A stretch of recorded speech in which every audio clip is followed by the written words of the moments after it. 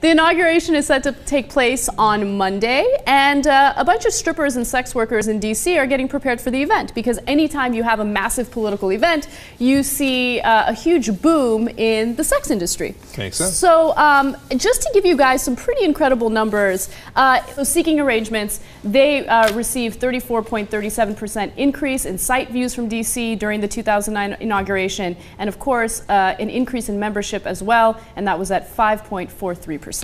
So what's happening is not only are there's more stripper parties, they actually charge more too during the inauguration. Since there's more demand, they're charging a lot more. Apparently they're charging $650 to $700 for two-girl fantasy show.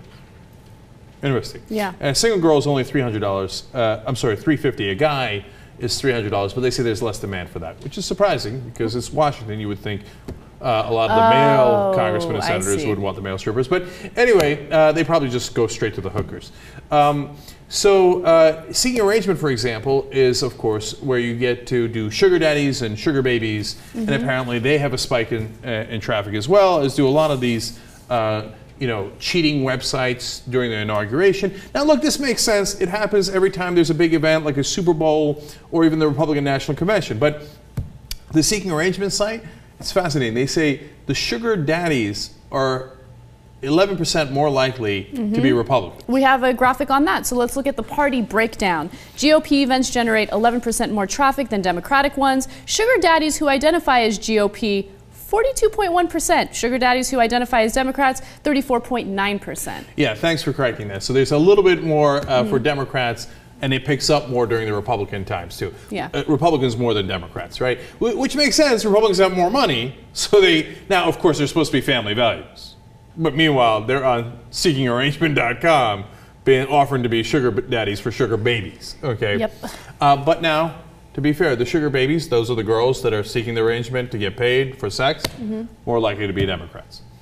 Okay. So now, not only does all of this happen, but one of my favorite things in this story was also demand for dominatrixes picks up during the inauguration in D.C. So there's some sort of class in D.C., some sort of company that teaches you how to participate in that kind of activity and how to do so where you spank an individual or you get spanked and it's relatively painless. But isn't that beside the point? Like, isn't it because you like the pain? Yeah, I thought that they kind of missed out on what's happening. Okay. Right. But I don't know. I'm not in that world, so I don't know the proper spanking procedures. Okay, I would only be guessing at it. So she points out, of course, again, the Republicans like the dominatrix stuff. Then every once in a while they do swinger parties, and there's a dominatrix by the name of Bella Bliss that's quoted in this story. And they have themes. So they, New Year's and Halloween, but they say during inauguration it really picks up. And one of the themes is Deep Throat, that happened in Washington with, Bob Woodward and the papers, etc.